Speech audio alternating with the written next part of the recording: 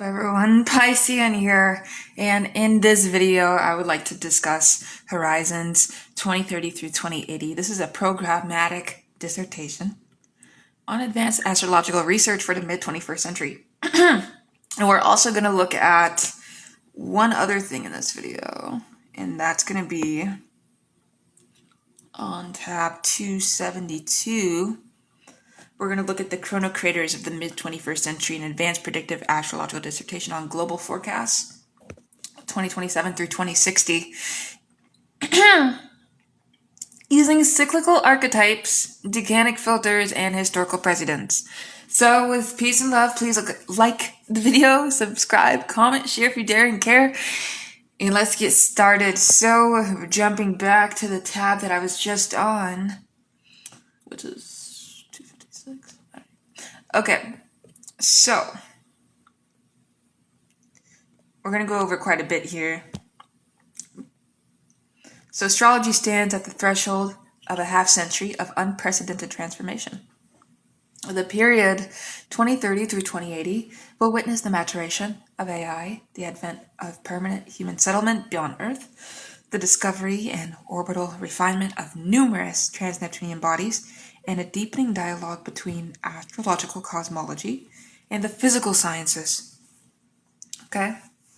So this dissertation proposes a structured framework for advanced astrological research over that 50-year span, organized into 5 domains. The first is the integration of newly discovered celestial bodies into a coherent and empirically tested symbolic lexicon. Second is the development of rigorous computational and statistical methodologies for the validation of astrological claims, employing machine learning and large-scale birth data repositories. And then we have the extension of astrological theory to exoplanetary systems and non-terrestrial locations, whether it's lunar, Martian, and orbital colonies,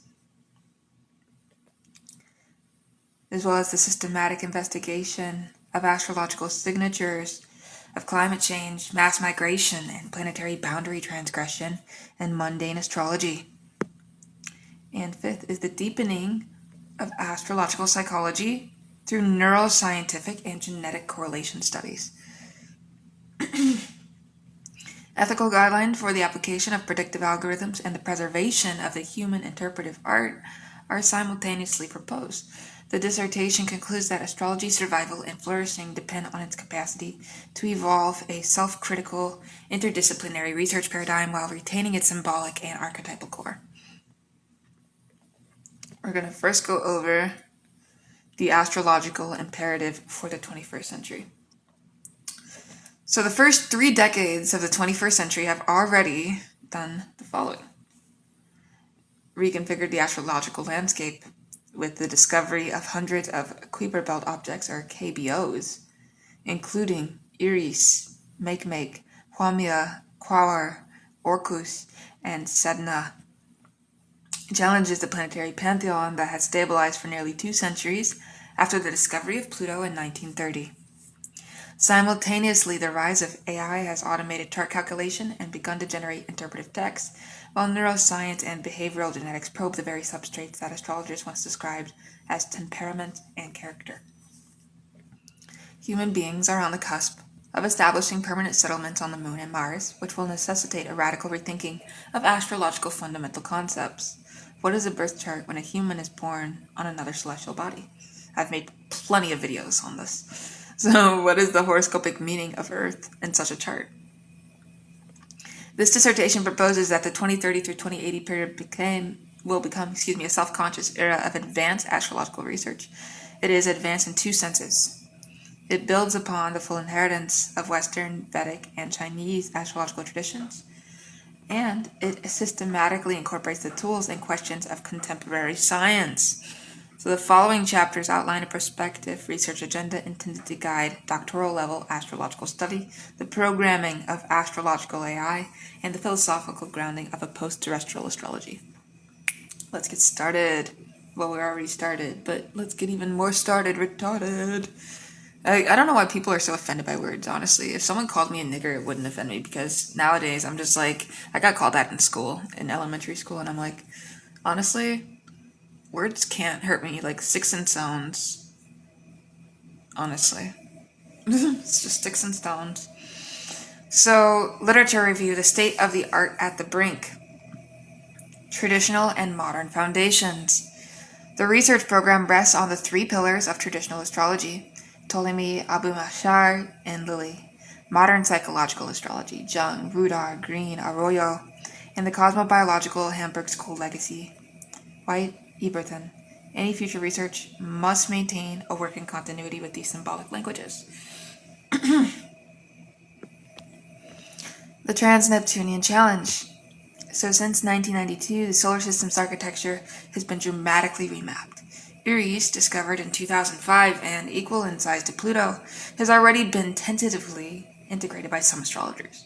Brady, 2010, George, 2018. But the full pantheon of trans-Neptunian objects lacks a systematic astrological encyclopedia. Current scholarship remains fragmented and anecdotal.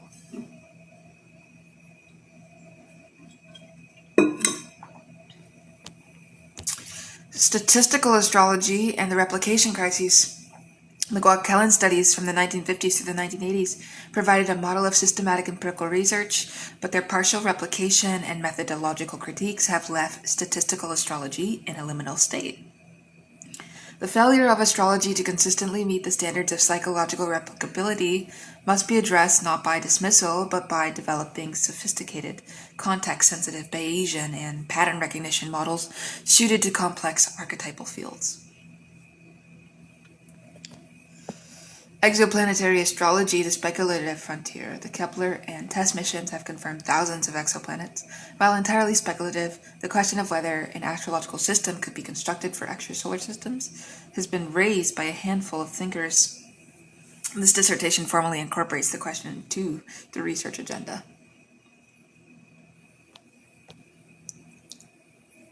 Now I want to get into our methodological innovations for the 2030 through 2080 era, something no other astrologer is doing, by the way. Advanced astrology research will require a suite of new tools and protocols,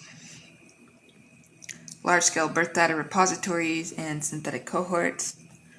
By 2035, national health systems, genealogical databases, and voluntary contribution platforms could amass verified birth data for hundreds of millions of individuals. This is if they want to, by the way. Researchers will need to develop ethical anonymization protocols and machine learning pipelines trained on these datasets to test planetary signatures against psychiatric diagnoses, life events, and biometric markers. Archetypal pattern recognition AI. So rather than simple statistical null hypothesis testing, future astrological research will deploy deep learning architectures, transformers, graph neural networks, capable of detecting complex multidimensional patterns akin to the planetary pictures of cosmobiology. An AI trained on the entire Astro databank, integrated with linguistic corpora of interpretive text, could generate testable archetypal hypotheses that go beyond single-factor correlations. Chronobiology and planetary cycles, the alignment of planetary cycles with biological rhythms. Circadian, circannual, and longer epigenetic cycles is a frontier that links astrology with chronobiology. Research should investigate whether planetary transits correlate with measurable shifts in gene expression, hormone levels, or microbiome composition, utilizing the growing accessibility of personal biometric data from wearable devices. Also, in my upcoming videos, you will see me getting more controversial, and I will be talking about the incompatibility of the sexes, and I mean between males and females. I'm also going to make a video, and more videos to come, about detransition and this transvestite ideology and how it's taking hold, and what Pluto in Aquarius is really going to show us as a collective, because people aren't really opening their eyes. They're still in delusion. A lot of young men are in delusion, and a lot of young women are in delusion. And that's exactly where the government wants you to be, in a negative sense. So I am going to make more controversial videos. I am a Taurus ascendant with algal fixed star, conjunct my ascendant. Of course, this was bound to happen. I'm living out my natal promise. I don't give a fuck what you think. I've lived out being on testosterone for 7 months. I am a detransitioner. We are not a fucking government plot. We were also as sick and deluded as you are, and you need to get fucking help. Just because you were raped or you were molested or whatever the case may be, you think you get off on you being something that you're not. It's beyond me. So I will be making more videos about the horrors of gender ideology, and I will be critiquing it more and more this year.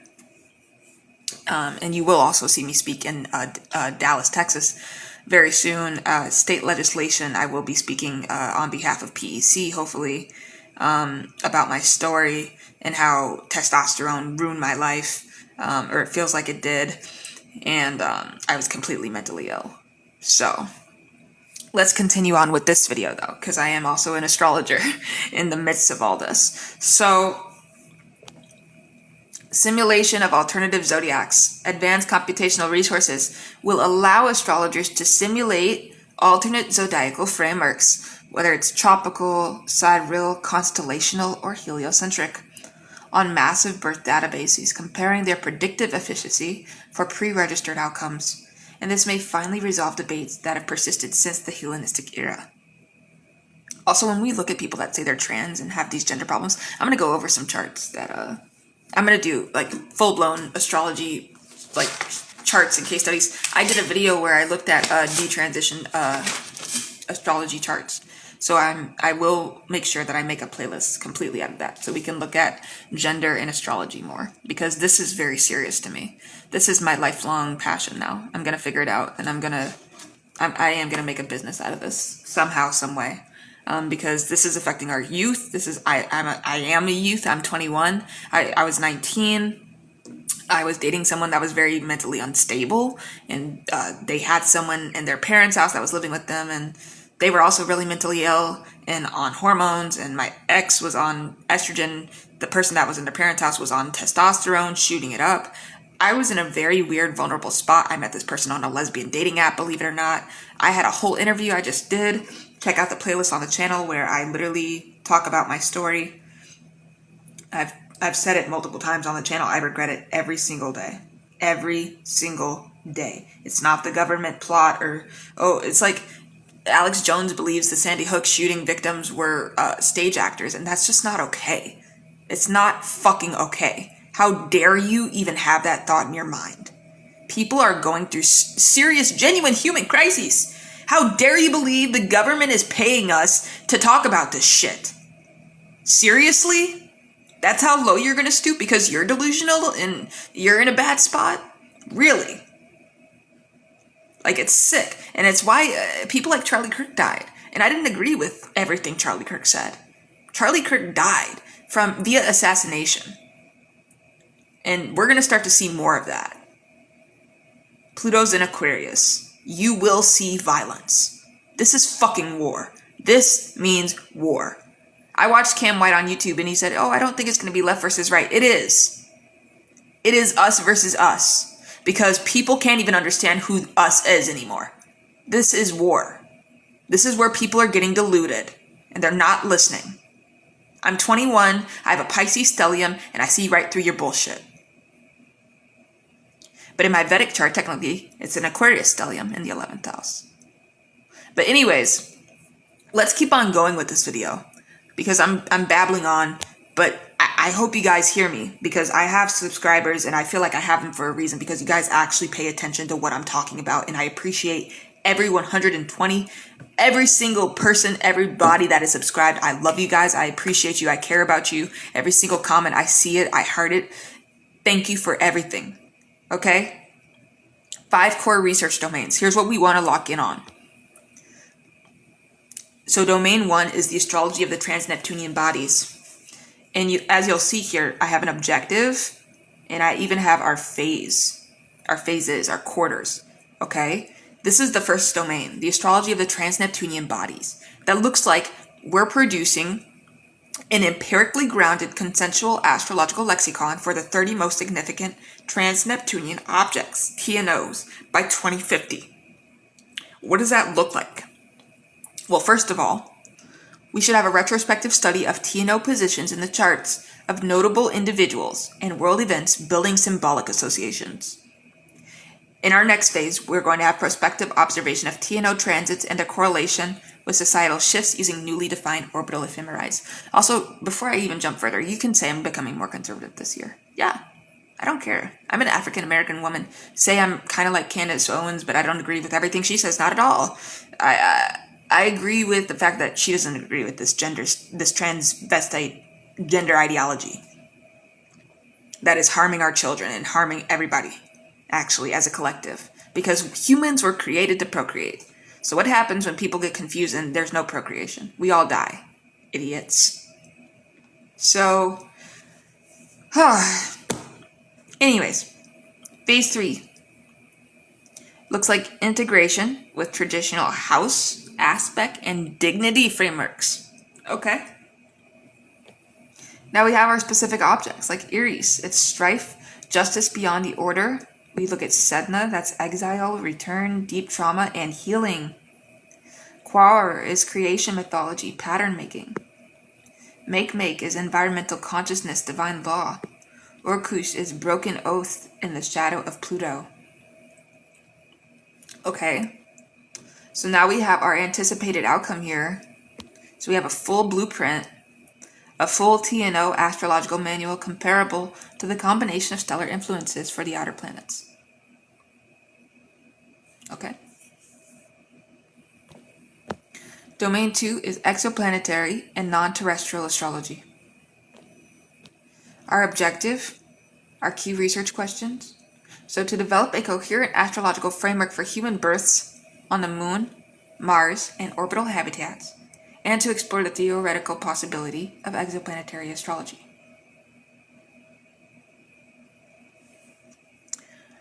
What does that look like for us? What do we need to ask? We ask, what is the role of the Earth in a lunar birth chart? I've made plenty of videos about aliens and NHI beings. Check out my channel. Check out my playlist, guys. I try to sort it all out for you. The Earth will occupy a specific zodiacal position relative to the other planets. Here's another question. Should Earth be treated as a new astrological body? In these NHI sentient variant perspectives, how are they viewing Earth? The way that we act with each other, the way we act towards our planet. I can only imagine.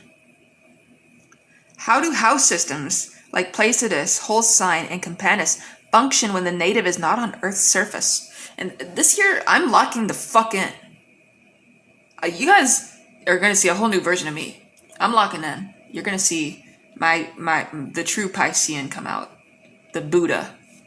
Because I'm tired of playing around. I actually know what I want. And it's very important that I get it. So, how do these house systems function when the native is not on Earth's surface? Could it be the mathematical distortion of house cusps at high latitudes and on other celestial bodies? They must be resolved. So can a transferable astrological model be created, deriving planetary meanings from universal archetypes rather than Earth-centric phenomena, so that a theoretical colonist around Alpha Centauri could construct a meaningful chart? We're going to figure this out. We will figure this out. We will figure these questions out in the future. Together. Me and my fucking business team. Proposed experiment. Once a sufficient number of lunar and Martian births have occurred, likely in the 2030s through 40s, but I'd say 2045 through 2055, which is when we see Pluto finally go into Pisces, at least Western. A longitudinal study will compare the psychological profiles and life outcomes of these individuals against control groups born on Earth, analyzing the predictive value of various proposed non-terrestrial house and Earth placement systems.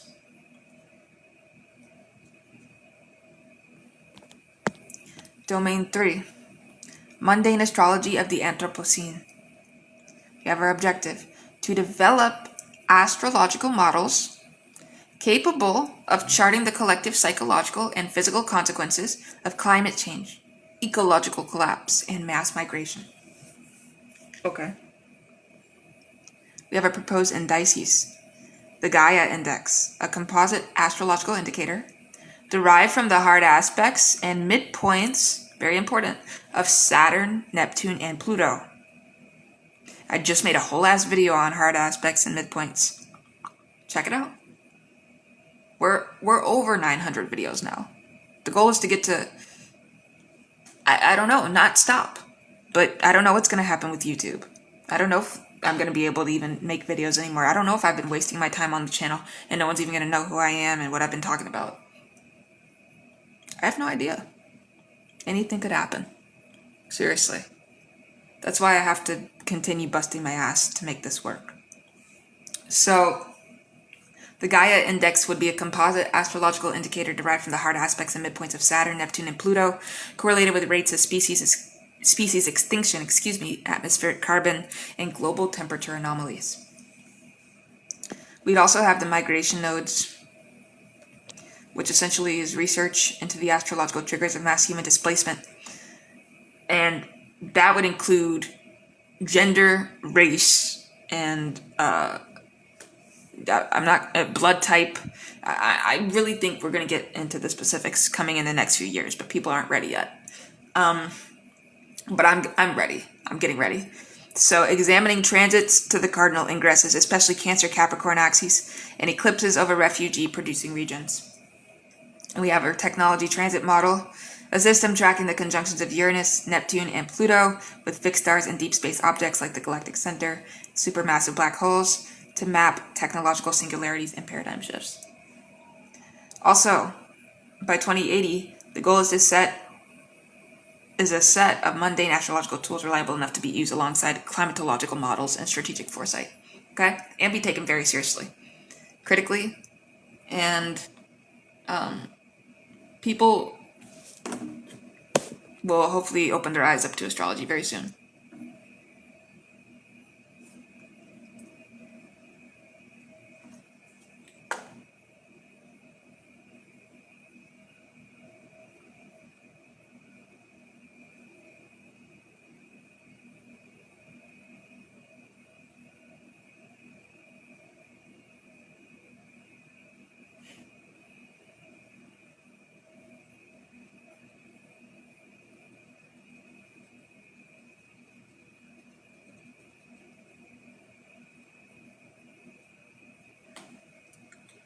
All right, let's go.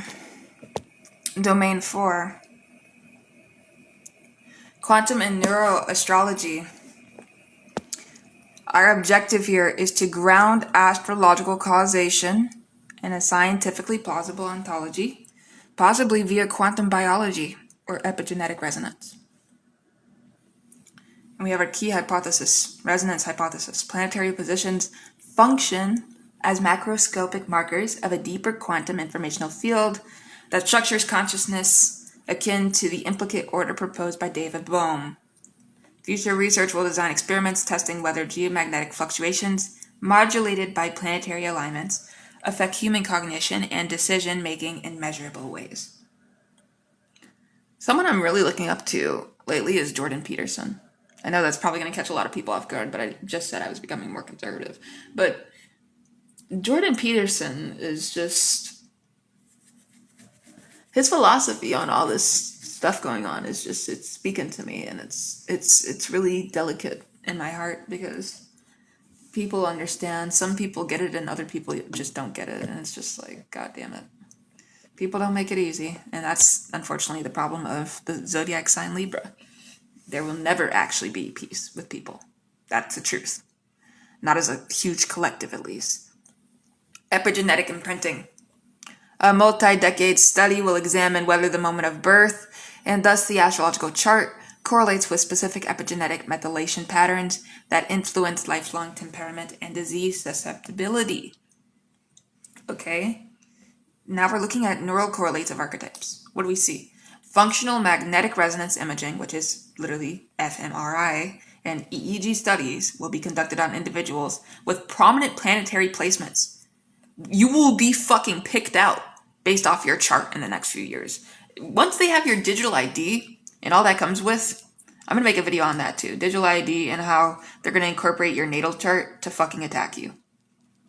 Literally, it's going to be Pluto and Aquarius, and that's the AI they need it to just track you. It's what's it called? Fucking racial profiling as well is what we're going to see more of. Just general profiling, like gender, to even get a fucking head on that, biology maybe. Maybe it's going to have to go that deep because they can't even tell if you're male or female without getting your blood out of you in a tube anymore. That's how sick the world is. That's how spiritually sick the world is we're living in. For example, Mars-Uranus conjunction to identify neural activation patterns when the relevant archetype is stimulated by transit. All right, anticipated breakthrough here would be by 2060, a consolience between astrological archetypes and neuroscientific profiles may be established, allowing a new discipline of neurocosmology. Also, something I've been thinking about more lately is the fact that some women live in their own huts and they're just away from men in the manosphere. And like the way that men are trying to make women masculinized every single day, that's its own thing. Men trying to masculinize women and then trying to feminize themselves. It's really strange how the planets behave in certain men. So that's what I'm starting to learn in astrology. Once I read more astrology books, like William Lilly's Christian Astrology, oh yeah, I'll be able to get it. I need to get that book. And I need to start reading way more older astrology books, like ancient ass books. I'm going to go to Half Price Books today, or an old vintage bookstore. I know I'm going to go today for sure. And I'm going to start reading my ass off. Anyways. Domain 5. AI integrated predictive and hermeneutic astrology. What's our objective here? To achieve a symbiosis between AI and human astrological intuition. What does that look like? With our research program in the 2030s, development of an AI that can generate a full natal delineation indistinguishable from that of a skilled astrologer, trained on a curated corpus of pre-21st century delineations. And by the 2040s, implementation of continuous horoscopy, an AI that integrates real-time biometric and environmental data with ongoing planetary transits to provide continuous symbolic feedback on a person's psychological and physical state.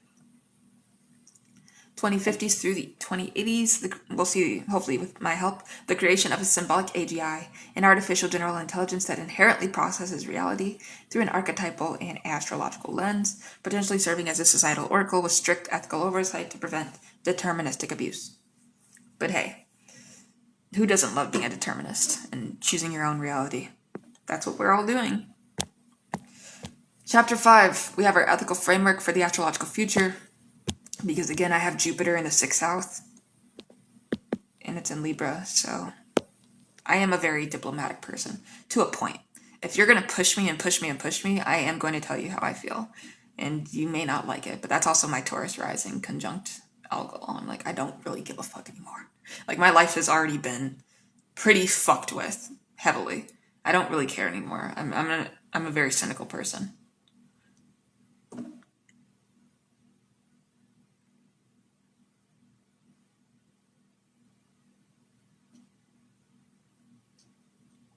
So let's just look at these. We have the predictive power of advanced astrological research, carries grave ethical responsibilities. Dissertation proposes Hamburg Ethical Accord for Astrological Research, anticipating the following principles, which would be informed consent. No individual's birth data shall be used in research without explicit revocable consent, and anonymization must be guaranteed for large data sets. Anti-determinism clause, astrological AI must be programmed to emphasize potential and archetypal field tendencies rather than fixed outcomes. The language of fate shall be strictly contextualized by the principle of free will within bounded probability fields. Cultural equity research must include non-Western astrological traditions like Vedic, Chinese, Mesoamerican, indigenous African systems as equal partners, avoiding cultural appropriation and developing a globally inclusive astrological science. And this is in a perfect world, by the way. Planetary environmental ethics, astrologers must develop a code of conduct regarding the colonization of new celestial bodies, recognizing that the act of extending astrology to Mars, for instance, is an ethical act of extending human symbolic meaning and must be done with respect for any existing cosmic order. Okay? So I'm gonna show you guys here now the corona craters of the mid-21st century, because I just mainly want to talk about like where the future is going. Like, I think this video is going to be called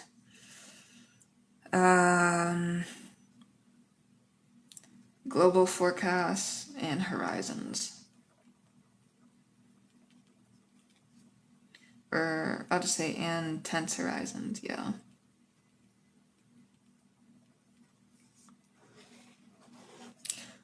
Okay, so this dissertation's a little bit different.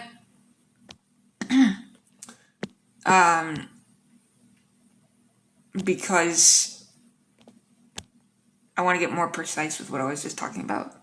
So, like, astrology as the oldest systematic model of cyclic time contains within its symbolic grammar the capacity to map collective futures. All right? But that's a fact, in my opinion. From the Babylonian Enuma Ainu Enlil to the mundane forecast of William Lilly and the modern cycle-based projections of Charles Harvey and Richard Tarnas, the art has consistently demonstrated that the major planetary configurations, like conjunctions, squares, oppositions, and ingresses of the slow-moving chronocraters, correlate with measurable shifts in human civilization. Yeah. The present work takes up that tradition with the explicit purpose of generating a precise year-by-year, configuration-by-configuration forecast for the period 2027 through 2060. It is not a vague horoscopic essay, but an advanced analytical dissertation that treats the ephemeris as a data set and the historical record as its validation library. The core thesis is that the sequence of rare outer planet alignments unfolding from 2025 to 2060 constitutes a coherent, interlocking narrative of crises, dissolution, reformation, and rebirth, whose specific expressions can be anticipated by studying the last several iterations of the same cycles, adjusted for the decanate subsignature of each ingress and the activation of midpoints by fast-moving triggers. The resulting forecast integrates degrees, dates, decans, and historical parallels, offering a programmatic vision of the mid-21st century. And I am going to go over my keywords here, like predictive mundane astrology, Saturn-Neptune cycle, Saturn-Pluto square, Uranus-Saturn conjunction, Pluto and Pisces, global forecast, decans, historical analog. All right, really quick.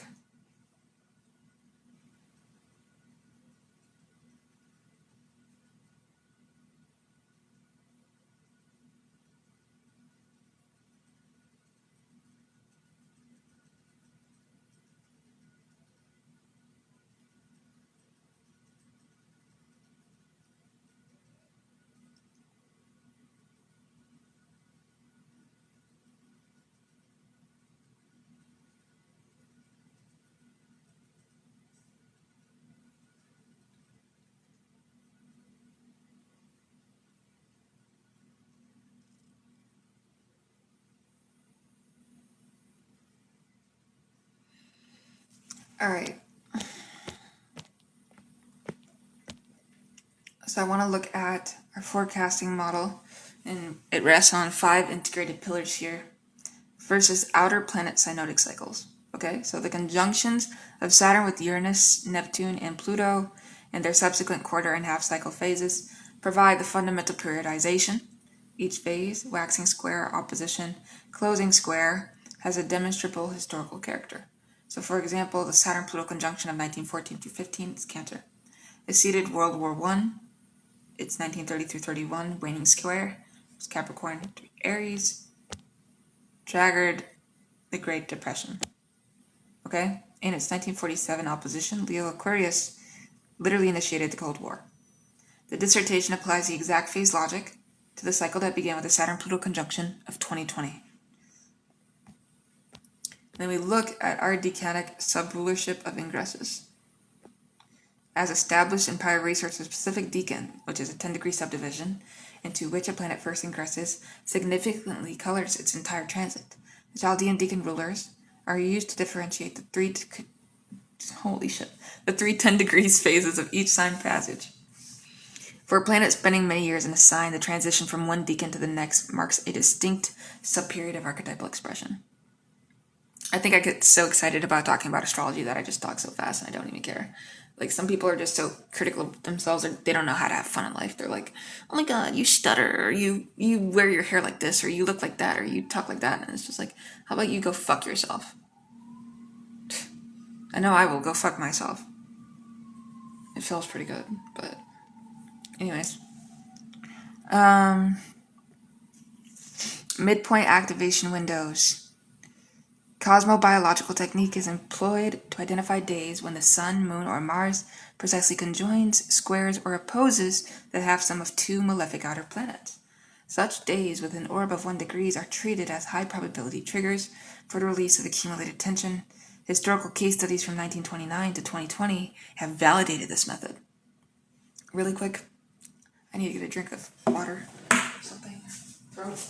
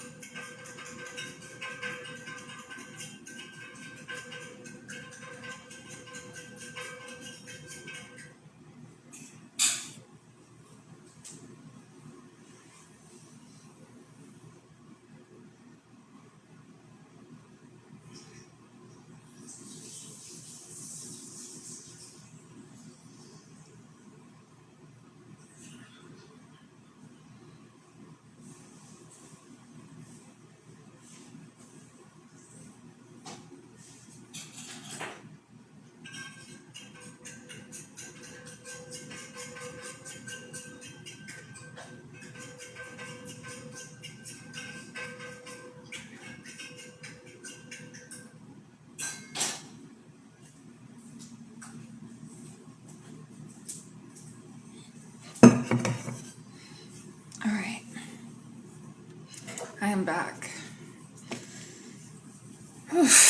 My goodness. Alright, so let's go right on to the Eclipse Zero series in nodal ingresses. Alright, so the Zero series of a given eclipse family carries a consistent thematic signature. For example, Zeros 139 for sudden breakdowns. The dissertation tracks the activation of key eclipse degrees and the transits of the lunar nodes by sign, which indicate the collective karmic appetite of the 18.6-year period.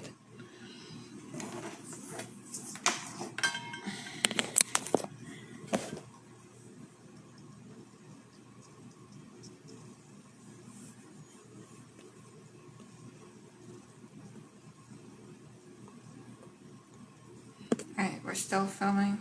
Okay, cool. I just had to plug that in and something went wrong. Alright. Alright, before we got cut off, we were talking about historical parallels. For each major configuration, the immediately preceding occurrences are examined. Archetypal patterns repeat, but they do so within the unique context of their historical moment. Thus, the forecast extrapolates the archetypal essence while describing how it will likely manifest given current technological, demographic, and climatic conditions.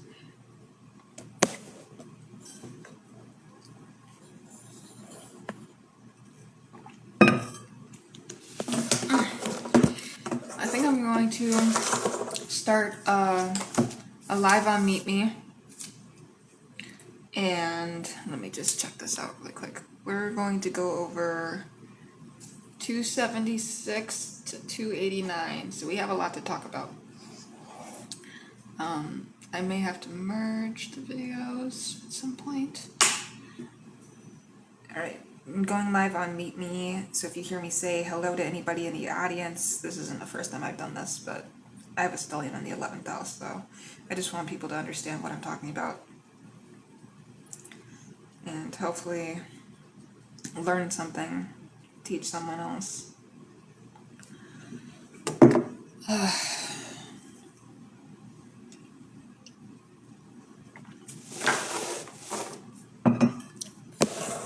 So, oh my gosh. Alright. Let's do. I'll just put this down here. Alright. Okay. So, what I'm trying to talk about, I keep getting distracted here, is the foundational ignition. And we're talking about this Saturn-Neptune conjunction in Aries.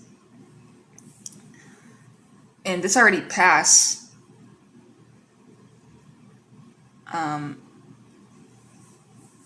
But I do want to talk about the previous conjunction in Aries and these planets. It occurred in 1702 through 1703, coinciding with the War of the Spanish Succession and the dawn of the Enlightenment's challenge to religious authority. All right? So this is very important to me.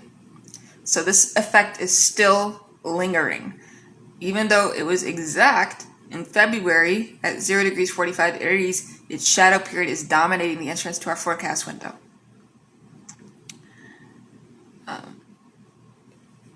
Saturn, Neptune, and Aries. What happens is it fuses the archetypes of structured dissolution and spiritualized aggression. That is exactly what we're seeing with this gender narrative, this gender ideology narrative that you're not male or female, you're actually a trans person. Structured dissolution, no male, no female, no humans at some point. Let's just live in a world with cyborgs and robots and AI and spiritualized aggression. Hell yeah, we're going to see more of that. People are confused and deluded with their reality, so of course they're going to get angry. The conjunction falls at the Aries point, 0 degrees cardinal. The zodiacal degree of maximum public manifestation. Okay. The historical analog of the 1702 conjunction saw the collapse of established dynastic order and the rise of new imperial ambitions. The 1861-1875 Neptune and Aries era produced the American Civil War, first of all. Second of all, that's a whole different fucking thing. Literally. Like, people are just going to sit here. I watched Cam White today, and he's talking about, I don't think there's going to be civil war, but there could be. And it's like, dude, there will be. With the people versus the people. Because this is how the government wants it to be. This is exactly where they want us, arguing and debating about simple shit. Bismarck's Wars of Unification. In the Paris Commune. Alright, so the 2026 conjunction, therefore, signals a period from 2025 through 2027 in which the global order experiences a fundamental dissolution of authority, a surge of nationalistic and religious crusading, and a fog of information warfare unprecedented in scale.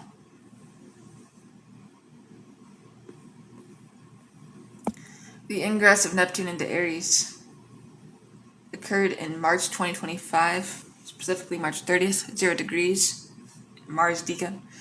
And we also have Saturn in Aries ingressing May 24th, 2025, 0 degrees, Mars Decan. So we know they both occur in the Mars-ruled first decan. The Mars subruler inflames the combination, suggesting that the initial expression from 2025 through 2028, while Neptune remains in the Mars decan until 2031, very fucking important, by the way, will be combative, aggressive, as a collective. This is what we're seeing, and driven by ideological fervor. What the hell are we seeing right now? People don't know if they're male or female, and they have a dick and balls to see if they're a male and female, or if they have a vagina and breasts. They have it. The people know what is going on, but they don't want to know, so they're dismissing their own reality. My gosh, historical parallel. Here's a trip. The Neptune and Aries Mars Deacon of 1861 through 1865 literally was the fucking American Civil War. Like, dude, the forecast is thus for a high probability of armed conflict initiated under ambiguous pretext, which is literally Neptune. People get to kill their neighbors because they're that delusional about who they are, who they think they are, what they want to be, but will never be. The jealousy is going to spike out. The fragmentation of existing international alliances, and the emergence of charismatic demagogues who fuse spiritual language with nationalist policy, which we don't want to see, okay? But just because I have some conservative views doesn't mean I'm a nationalist or a demagogue. But what?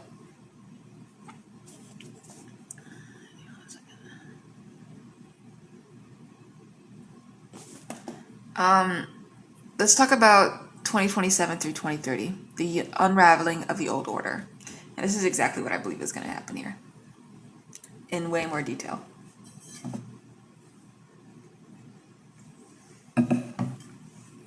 So first of all, Uranus and Gemini. First deacon is Jupiter. AI and the information explosion.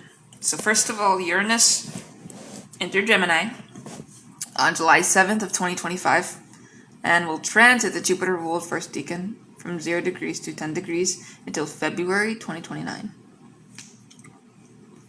The last Uranus and Gemini transit we had was in 1941 through 1949. People. 1941 through 1949. That was the last Uranus and Gemini transit. Until now. Witness the development of radar, code breaking, the atomic bomb, and the beginning of the computer age. The Jupiter deacon of that period, 0 degrees to 10 degrees, 1941 through 1944, saw the Manhattan Project's massive expansion. In the 2027 through 2029 window, the same deacon amplifies breakthroughs in artificial general intelligence, which I've already talked about, AGI, quantum computing, and neural interface. So I forecast here a technological leap equivalent in historic magnitude to the splitting of the atom, likely the public demonstration of a recursive self-improving AI system, coinciding with the financial bubble in tech equities. The mid-2027 Jupiter-Uranus sextile, which is exact in July of 2027, Jupiter at 14 degrees Leo, sextiling Uranus at 14 degrees Gemini, acts as a trigger for a major tech announcement or a market peak, whether it's in decentralized cryptocurrency or decentralized applications, websites, platforms. I'm not totally sure what we'll see, but we have a starting point.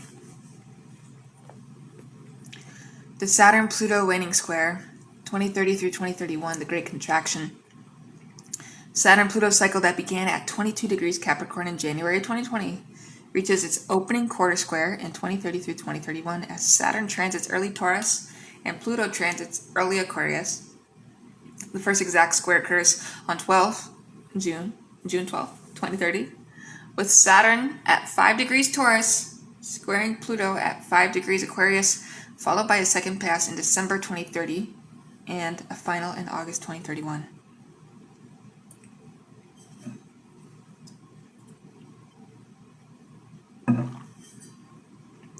The historical analog is the 1930 through 31 Saturn-Pluto square from Capricorn to Aries, which directly coincided with the bank failures and the global spread of the Great Depression. I'm not even mentioning Chiron and Taurus right now, and how that relates to people losing their shit over food, their housing, medical. It's going to be a lot. But the current square from Taurus to Aquarius will manifest as a systemic collapse of the global debt pyramid, crises in central bank credibility, and the emergence of a new digital currency regime imposed as an emergency measure. So the midpoints we see here, very important. Again, Saturn-Pluto will be triggered by the Sun square on May 15th in 2030 and by Mars on November 2nd in 2030, pinpointing weeks of acute financial panic and probable major institutional bankruptcies. Let's talk about the nodal axes and the eclipse of 2027 through 2028. So the North Node transits Aquarius from July 2026 to March 2028, then Capricorn until October 2029. With the North Node in Aquarius or Rahu, collective desire focuses on technological salvation and network rebellion. Total solar eclipse of August 2nd, 2027. And this is going to be Syros 136, 10 degrees Leo. It falls in the Mars decan of Leo, which is historically associated with leadership crises and assassination attempts. So I can forecast a major attack on or removal of a prominent world leader, likely a US president, or a Chinese paramount leader in the third quarter of 2027, catalyzing a constitutional or succession crisis. Okay? A lot of people are saying Trump's not going to make it. He is 81. 2031 through 2035, we're going to have the Great Reconstruction and the Uranus-Saturn seed. And what that means is Uranus enters Gemini's Mars decan in February of 2029 through 2032. And then we're going to see Saturn-Uranus conjunction in 2032. Okay? So, when Uranus passes 10 degrees Gemini in February of 2029, essentially it enters the Mars-ruled second decan from 10 degrees through 20 degrees, okay? So the last passage of Uranus through this decan occurred in 1944 through 1946. This is very important why you need to learn astrology yesterday. The final phase of World War II and the onset of the Cold War. The Mars decan brings information warfare to a hot phase, cyber attacks on critical infrastructure, the weaponization of AI-generated media, and a sharp rise in state-sponsored digital conflict. Whatever that looks like. We need to have detransition campaigns. And we should, and we will, I think. I hope that I can protest and just make myself very vocal on this, like Chloe Cole and a few other activists that are really, at the end of the day, radical feminists as well, because we're talking about something so delicate to who we are as human beings and so fundamental. Anyways, this culminates in the Saturn-Uranus conjunction of 2032, which is exact on June 28th of 2032 at 28 degrees Gemini's Jupiter decan, because it's the third decan. So, a Saturn-Uranus conjunction last occurred in 1988 at 27 degrees Sag, marking the end of the Cold War and the birth of the public internet. The 2032 conjunction in Gemini signals a similarly epochal restructuring. Could it be the creation of a global digital governance treaty? Maybe. A forced overhaul of the internet's architecture? Maybe. And the probable breakup of technology monopolies under a new legal framework? Maybe. The conjunction's placement in the Jupiter decan suggests that this restructuring will be expansive and ideologically driven, potentially establishing a planetary digital identity system, which I know for a fact that's what's going to happen. Neptune in Aries, okay? We enter the Sun decan, 2031 through 2035. Neptune reaches 10 degrees Aries in October 2031, leaving the Mars decan for the Sun-ruled second decan. The Sun decan brings the spiritual crises into the light of collective leadership. And now let's go over our historical parallel here. The Neptune and Aries Sun decan of 1866 through 1870 saw the Meiji Restoration and the radical centralization of nation states. Okay? So I can forecast and see, for example, a global wave of political revolutions driven by solar level, charismatic figures. A Sun King or a Sun Queen, or maybe even the yin and yang of both, the dichotomy of having Gemini in the second house and a Taurus ascendant with Algol conjunct the fixed star in your detransitioner. where leaders claim a transcendent mandate. I need to drink more coffee. Oh my god, I'm still tired.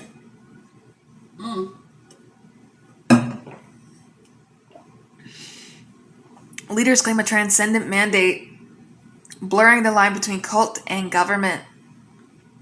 Expect the rise of a new transnational ideology, what's already happening.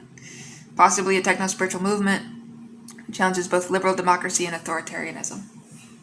Not sure what it would look like entirely yet, but I have a few ideas and they don't look so good in my head. They're nightmarish. But honestly, we already have a lot of nightmarish stuff happening, so. Anyways, Saturn-Neptune waxing square, 2034 through 2035. Well, the first quarter square of the Saturn-Neptune cycle, born in 2026, becomes exact in October 2034 with Saturn at 10 degrees Cancer, square Neptune at 10 degrees Aries. Both of the decan boundary, the square last occurred in the 1975 through 1976 period. Saturn in Cancer, square Neptune in Libra, which saw the fall of Saigon, the New York City fiscal crisis, and the rise of the religious right. It might be that long until people finally get it. 2034 square from Cancer to Aries will manifest as a global housing and water crisis. Mass displacement due to sea level rise and drought overwhelms national infrastructures, Cancer. A severe food price shock likely triggers famine in vulnerable regions, leading to a humanitarian catastrophe that reshapes migration patterns permanently.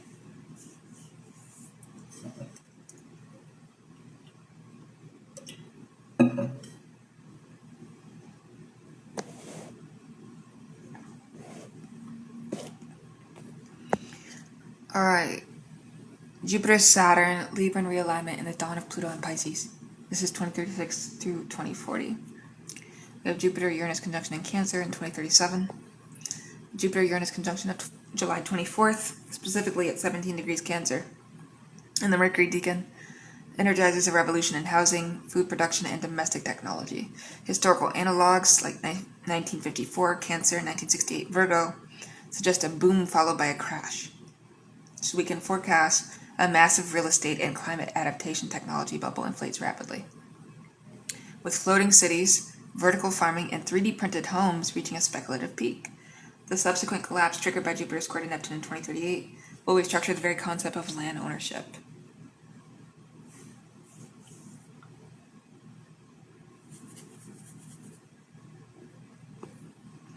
Jupiter-Saturn great conjunction of 2040 in Libra.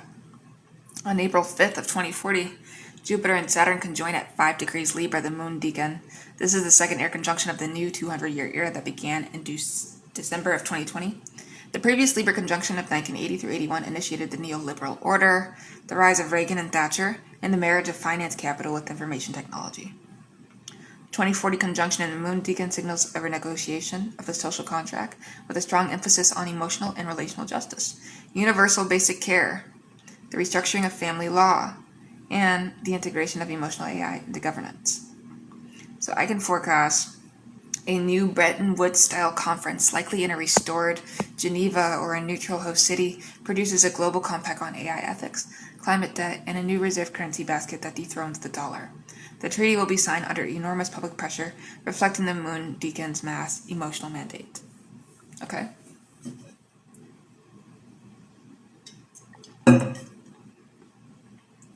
Moving on to Pluto entering Pisces, which isn't for a while, by the way. And when it gets there, it's going to be the Saturn-ruled first decan. January 19th, 2044, 0 degrees Pisces. Pluto last transited Pisces from 1797 to 1823, an era that encompassed the Napoleonic Wars, the collapse of the Holy Roman Empire, the Latin American Wars of Independence, and the Romantic movement's reenchantment of nature. Pluto in Pisces dissolves boundaries between nations, between reality and virtuality, between life and death. The Saturn decan, 0 degrees through 10 degrees, 2044 through 2053, overlays a somber karmic restraint upon this dissolution. Can forecast a pandemic of waterborne or prion-based disease emerges from melting permafrost, forcing a worldwide quarantine of entire bioregions. Simultaneously, a religious mega-reformation begins as an ecstatic, mystical, and apocalyptic Christianity fuses with transhumanist and ecological spiritualities, creating a new global faith that challenges the secular world order. because people are really going to lose their minds and stick with it. Some of them will, and others of us are going to be killed for it, not sticking with it. 2041 through 2045, the peak crisis, Saturn opposes Neptune squares Uranus. Saturn-Neptune opposition, all right. 2042 through 2043, the opposition perfects in June 2042 and February of 2043 with Saturn at 9 degrees Scorpio, opposite Neptune at 9 degrees Taurus. The last Saturn-Neptune opposition from 2006 through 07, Leo Aquarius, preceded the 2008 global financial collapse. Current opposition across the money and resource axes of Scorpio-Taurus points to terminal crises of the post-1944 fiat currency system. And we can forecast a sovereign debt cascade, beginning with a major Asian or European economy, triggers a global run on government bonds. Central bank digital currencies become mandatory, but a black market in gold, cryptocurrencies, and tangible assets explodes. The opposition's activation by the Sun on November 1st of 2042, Sun at 9 degrees Scorpio conjunct Saturn opposite Neptune, marks a week of global market closure and the declaration of a new monetary emergency.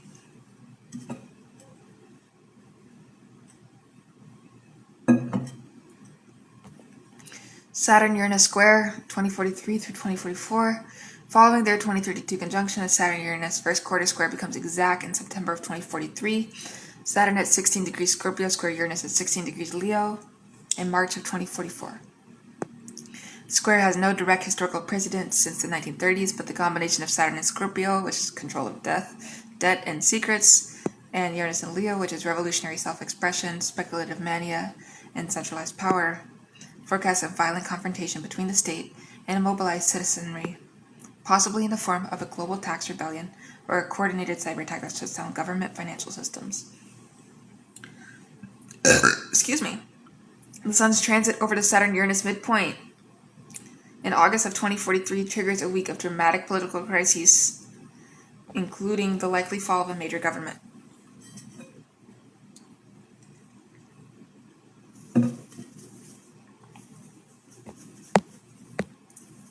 All right. The Great American Total Solar Eclipse of 2045. On August 12th of 2045, a total solar eclipse traverses the United States from California to Florida, 19 degrees Aquarius, the Venus Decan. And we see the Ceres series 136, which also produced the 2009 and 2027 eclipses, is associated with the collapse of structures, sudden revelation of hidden truths, with the eclipse point conjoining the U.S. natal moon. Let's see, actually, 19 degrees is still in orb, and opposing U.S. natal Mars Neptune square. This eclipse signals a profound constitutional crisis for the Republic. The forecast, a contested presidential election, a Supreme Court legitimacy crisis, or a regional secession movement culminates in the day of reckoning in the summer of 2045, forcing a constitutional convention or a new federal compact. The eclipse path's map over the most populous regions guarantees a mass psychological event.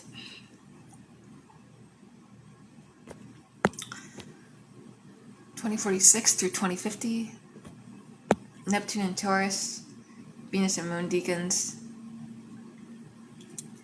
Last transited from 1874 to 1887, era of the Long Depression, birth of the gold standards crisis, and the invention of the phonograph and electric light, the first great wave of tangible illusion. The Moon Deacon of the current transit emphasizes the dissolution of food systems, emergence of lab-grown and synthetic foods, global movement for land-based spiritual communities, forecasts a massive shift in agricultural production away from industrial monoculture, driven by climate collapse and Neptunian longing, leads to the great agrarian return back to the land migration, enabled by robotics. Okay. Uranus and Leo.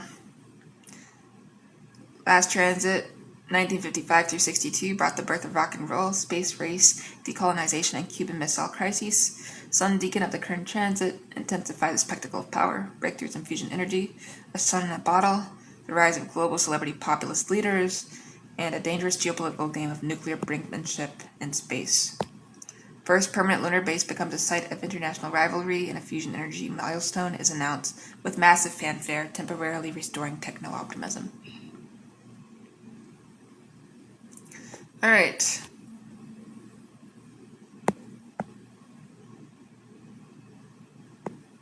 I think we're going to see quite a bit, like we spoke about. These are some of the books that I suggest you read. The fucking classics.